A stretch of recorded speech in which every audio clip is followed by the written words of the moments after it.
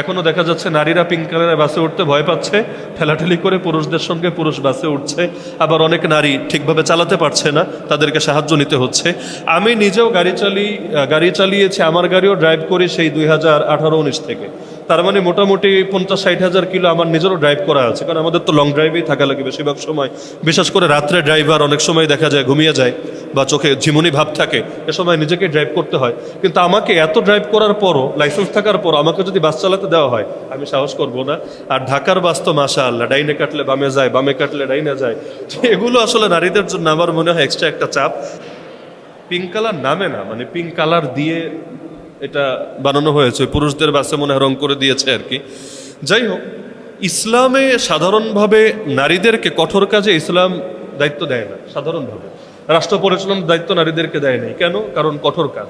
নবুয়তের দায়িত্ব নারীদেরকে দেয় নাই। কেন? কঠোর কাজ।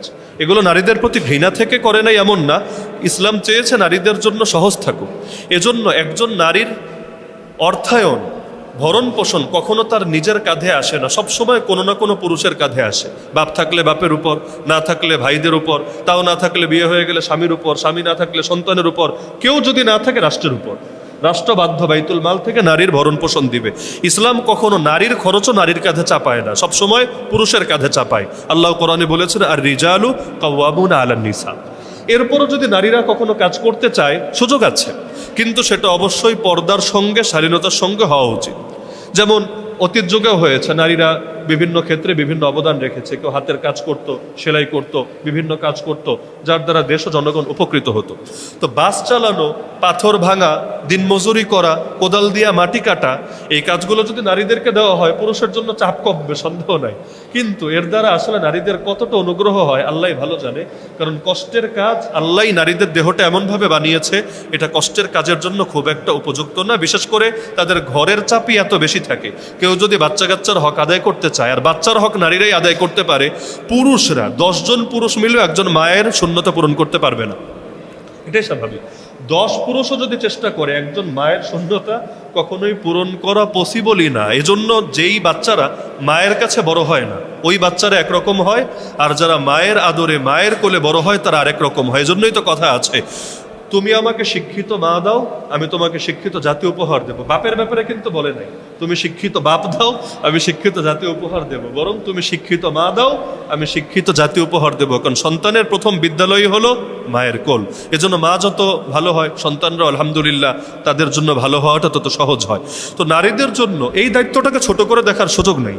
অনেকে ঘর দেখাকে ছোট মনে করে, কিন্তু আপনি বিষয়টা খেয়াল করেন, ঘর দেখা কেন ছোট হবে? দুনিয়াতে যারা বড় হয়েছে নারীদের অবদানেই বড় হয়েছে। ইমাম বুখারী রাহমাতুল্লাহ আলাইহি তো ছোটবেলায় অন্ধই হয়ে গিয়েছে রোগের কারণে, তাই চোখে দেখতেই পারতেন না। মায়ের দোয়ার বরকতে আল্লাহ তাআলা তার চোখের আলো পর্যন্ত ফিরিয়ে দিয়েছিলেন। তো মায়েদের অবদানটা তো মোটেও ছোট না। আজকে আমরা যারা বড় হয়েছি, ছোটবেলায় মায়েরা কষ্ট করেছে বলেই আজকে আমরা এই পর্যন্ত আসতে পেরেছি।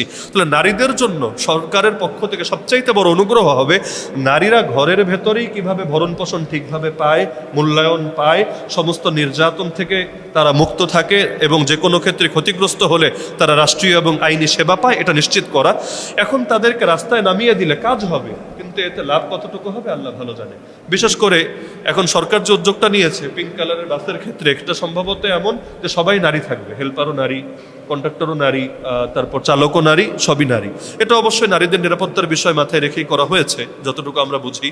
নিয়াত ভালো, কিন্তু আসলে কতটুকু বাস্তবায়ন হবে আল্লাহ ভালো জানে। এখনো দেখা যাচ্ছে নারীরা পিঙ্ক কালারের বাসে উঠতে ভয় পাচ্ছে, ঠেলাঠেলি করে পুরুষদের সঙ্গে পুরুষ বাসে উঠছে। আবার অনেক নারী ঠিকভাবে চালাতে পারছে না, তাদেরকে সাহায্য নিতে হচ্ছে। আমি নিজেও গাড়ি চালিয়েছি, আমার গাড়িও ড্রাইভ করি সেই 2018-19 থেকে। তার মানে মোটামুটি 50-60 হাজার কিলো আমার নিজেরও ড্রাইভ করা আছে, কারণ আমাদের তো লং ড্রাইভেই থাকা লাগে বেশিরভাগ সময়। বিশেষ করে রাত্রে ড্রাইভার অনেক সময় দেখা যায় ঘুমিয়ে যায় বা চোখে ঝিমুনি ভাব থাকে, এ সময় নিজেকে ড্রাইভ করতে হয়। কিন্তু আমাকে এত ড্রাইভ করার পরও, লাইসেন্স থাকার পর আমাকে যদি বাস চালাতে দেওয়া হয়, আমি সাহস করব না। আর ঢাকার বাস তো মাশাআল্লাহ, ডাইনে কাটলে বামে যায়, বামে কাটলে ডাইনে যায়। এগুলো আসলে নারীদের জন্য আমার মনে হয় এক্সট্রা একটা চাপ। তো সরকারই ভালো জানে যে তারা আসলে থেকে করেছে। তবে নারীদের ড্রাইভ না জায়েজ না, ভালোভাবে না জায়েজ না, এই ফতোয়াটা ক্লিয়ার থাকা দরকার। এমনকি কোনো নারী যদি পার্সোনাল গাড়ি নিজে ড্রাইভ করে, আমি মনে করি এটা ওই দৃশ্যের চাইতে ভালো যে পুরুষের সঙ্গে বাসের মধ্যে ঠেলাঠেলি করে, এ গায়ে হাত দেয়, ওই করে, ও সেই করে, ওইটার চাইতে ভালো আমি মনে করি। যদিও দুইটার কোনোটাই বেশি সুন্দর না, সবচাইতে সুন্দর এটাই কোনো পুরুষ তাকে, তার মাহরাম পুরুষ তাকে পৌঁছে দিচ্ছে, এটাই সর্বোত্তম এবং এটাই হওয়া উচিত। কিন্তু বাই চান্স কারো এমন ব্যবস্থা নাই, সেই ক্ষেত্রে আমি মনে করি পুরুষের সঙ্গে গায়ে ঠেলাঠেলি করার চাইতে নিজে যদি স্বাধীনতার সঙ্গে পর্দার সঙ্গে কেউ ড্রাইভ করেও এটাকে নাজায়েজ বলার সুযোগ নেই। ঢালাও ভাবে নারীদের ড্রাইভকে নাজায়েজ বলে, এটা আমি সমর্থন করি না। শর্ত সাপেক্ষে এটা বৈধও হতে পারে, বিশেষ শর্ত সাপেক্ষে অবৈধও হতে পারে। যদি সেটা পর্দার বিধানকে লঙ্ঘন করে, স্বাধীনতাকে লঙ্ঘন করে, যদি সেটা সমাজের মধ্যে ফিতনা সৃষ্টি করে, তাহলে ভালো মন্দ উভয়টাই আছে।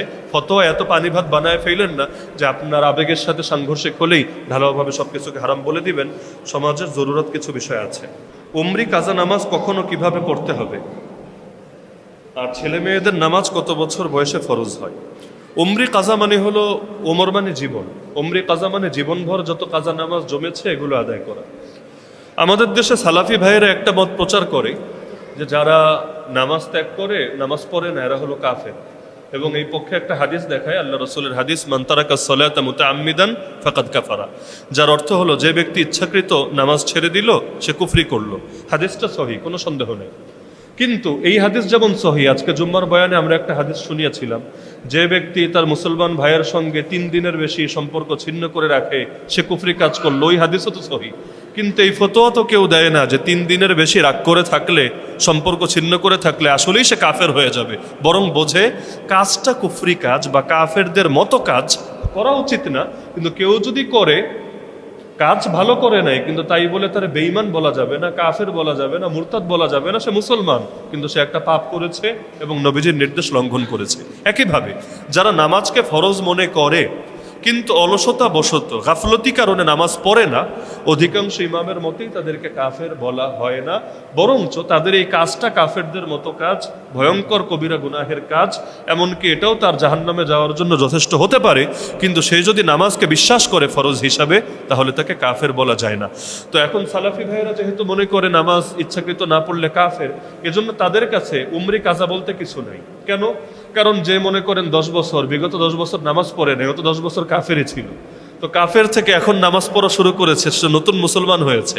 তো কাফেরের দিনে কি পড়লো কি পড়লো না এটা তো আর দেখার বিষয় না, সে তো নও মুসলিম, এখন থেকে পড়লেই হবে।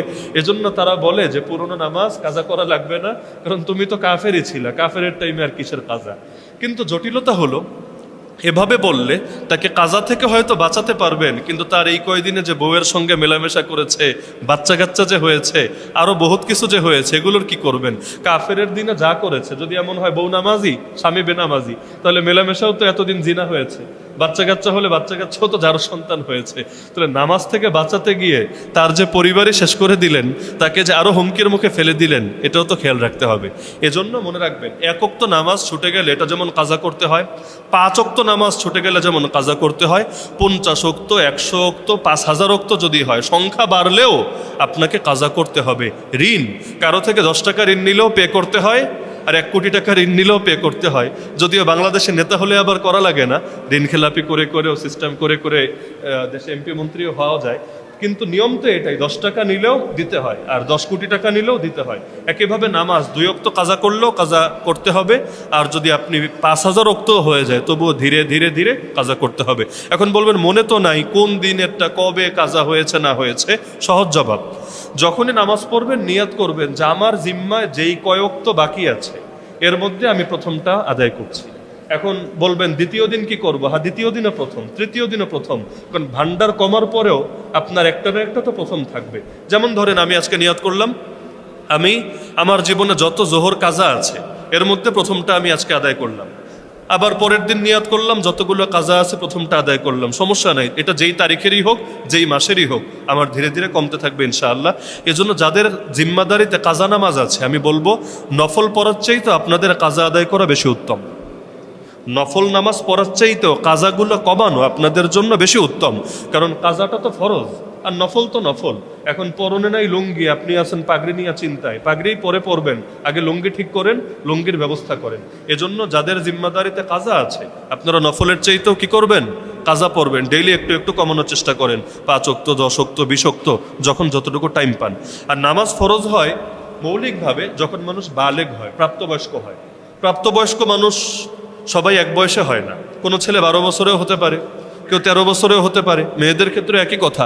কারো যদি বালেগ হওয়ার কোন আলামত প্রকাশিত না হয়, ছেলে হোক বা মেয়ে, মেয়েদের যেমন মাসিক হওয়া, ছেলেদের যেমন স্বপ্নদোষ হওয়া, অথবা আরো যা কিছু আলামত আছে, কিছুই হয় নাই, তার কোনো আলামতই নাই, তাহলে সর্বশেষ সীমা হলো 15 বছর। 15 বছরে বালেগ হবে এটাই ফতোয়া না, বরঞ্চ অন্য কিছু যদি না পাওয়া যায় তাহলে শেষ সীমা হলো 15 বছর। 15 বছর হলে তাকে অবশ্যই প্রাপ্তবয়স্ক বিবেচনা করা হবে ইসলামের দৃষ্টিতে। রাষ্ট্র আবার ভিন্নমত পোষণ করে এখানে। রাষ্ট্র বলবে মেয়ে হলে 18 বছরের আগে তুমি নাবালেগ, 17 বছর 11 মাস 30 দিন হয়েছে, এখন 31 নম্বর দিন হয় নাই, এখনো তুমি নাবালেগ, রাত 12টা ক্রস করে যেই মাত্র 18তে পড়বে সঙ্গে সঙ্গে তুমি বালেগ। এটা রাষ্ট্রের সীমা, কিন্তু ইসলামের সীমা হলো আলামত প্রকাশিত হওয়ার সঙ্গে। কেউ 12 বছরেও হতে পারে, 13 বছরেও হতে পারে, আর একান্ত কিছু যদি না পাওয়া যায় তাহলে সে বালেগ হবে যখন তার বয়স 15 হবে।